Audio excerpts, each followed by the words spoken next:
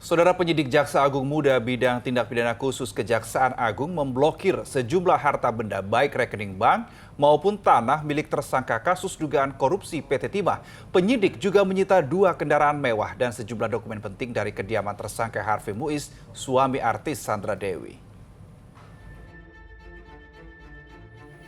Penyidik Jaksa Agung Muda bidang tindak pidana khusus Kejaksaan Agung terus menyidik kasus dugaan korupsi tata niaga komoditas timah periode 2015-2022 di wilayah izin usaha pertambangan PT Timah. Sepanjang hari Senin kemarin, penyidik menggeledah kediaman tersangka Harvey Muiz, suami dari artis Sandra Dewi, di kawasan Pakubuwono, Jakarta Selatan.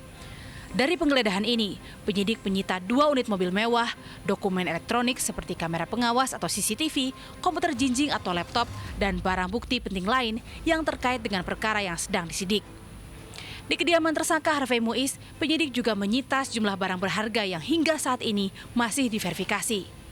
Kepala Pusat Penerangan Hukum Kejaksaan Agung Ketut Sumendana mengatakan, untuk kepentingan penyidikan, pihaknya juga telah memblokir harta benda tersangka, baik rekening bank maupun tanah.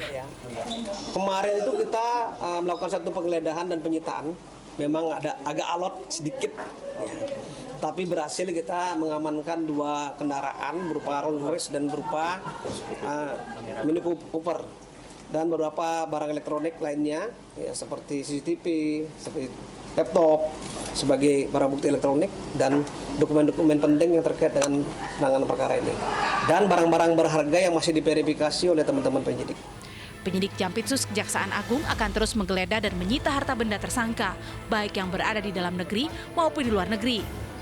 Dalam kasus ini, penyidik telah menetapkan 16 orang tersangka dan memeriksa 174 orang saksi.